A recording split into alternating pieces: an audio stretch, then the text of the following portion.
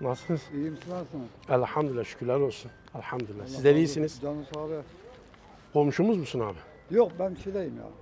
Daha aşağıda, Çukurova tarafından. Tamam. Yani Sıkıntı yok. sıkıntı yok. Evet. Hüdapar olur mu? Olur. Niye olmasın? Allah'ın izniyle. Desteklerini bekliyoruz. Kısmet varsa olur. Bir farklılık olsun. Tabii. Bu da Hüdapar'ın farklılığı olsun inşallah. Tazelik, yenilik. Yenilik, tazelik. Görün Çukurova'daki alemi. Hepsi bağımsızı, oyu, buyu yıllardır denedik. Farklı olan ne? Aha Soner yıllardır yönetti. Aha buraya geçti. He. İki kızbat yiyince başka tarafa kaçtı. İyi abi budur. Yeter Ben artık. çok hükümet gördüm, belediye başkanları, reisleri gördüm. Hı. Yani bu sene hiç sıkıntı pek yok. Ben diyorum ki Hüdapar'a destek verin. Evet. Gönül rahatlığıyla verin Allah için. Tamam hocam. Oldu mu? Allah razı olsun. Selamet ismin. Sizin gibi adama nasıl yapıyorlar aynı? Ya işte insanoğlu ha. Sadık abi. Ben 16 sene Mekke'de kaldım. Subhanallah. Ve milli görüşme adamlar geldiği zaman otobüsle ben Arafat Dağı'na çıkarırdım. Vanderziler mi? Erbakan'a falan hep götürürdüm, ederdim. Ya. Çok hizmetim oldu orada milli görüşçülere. Rabbim hizmetlerinizi karşılığını versin inşallah. Allah razı olsun. Keserdim, ederdim. Elhamdülillah. Hep Allah, yardımcı olurdum gelen hacılara ya. Allah razı olsun. Biraz Hüdapar'ı da ayağa kaldırak Sadık abi. Yok atarım, yok şey etme. Allah razı olsun. Bizden bir isteğiniz var mı? Allah yolunuzu bahtınızı açık Allah etsin. razı olsun. Allah razı olsun. Rabbim utandırmasın. Hayırlısı olsun. Rabbim ayaklarımızı sabit kılsın bu hizmet yolunda. Kolay bir yol değil. Milletin şikayeti ya sizin onlardan farkınız ne olacak diyor. Doğru yani bizim onlardan farkımız ne olacak? Biz de farkımızı diyoruz ki şöyle ifade ediyoruz. Bizimki biraz dürüst adil kavramlarına vatandaşın çok biraz karnı tok. Ama cesaret belediyeciliği biraz farklı. Çünkü neden? Ya şimdiye kadar belediyelerin etrafına babalar gibi birileri üşüşmüş. Hı?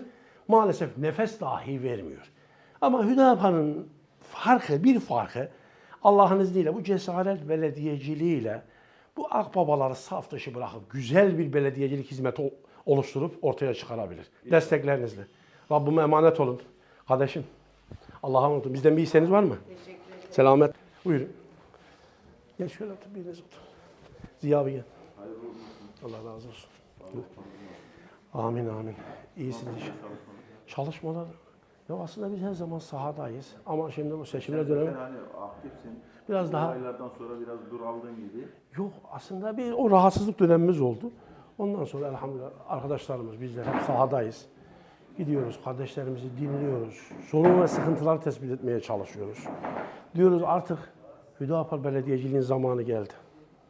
Ya tabii ki yani şimdi hani Bir değişim lazım. şimdi siz daha çok hani dernek olarak çalıştınız. Alttaki sıkıntıları biliyorsunuz. Gördük. Hani orayı yukarıya işte dediğim gibi level atlayıp yukarıdaki çalışmaları yapmak gerekiyor. Evet o hizmet şeyini göstermek Yani lazım öbür belediyelerde. taraftaki onlara bakacak olursan hep siyaseten birbirleriyle didişiyorlar yani. Maalesef. Aşağısı bu. Maalesef didişme var. Didişmeyle de kalmamış. Onların belediyeciliği artık nasıl bir şey olmuş? Üstad isminiz neydi? Murat. Murat abi benimki de Salih.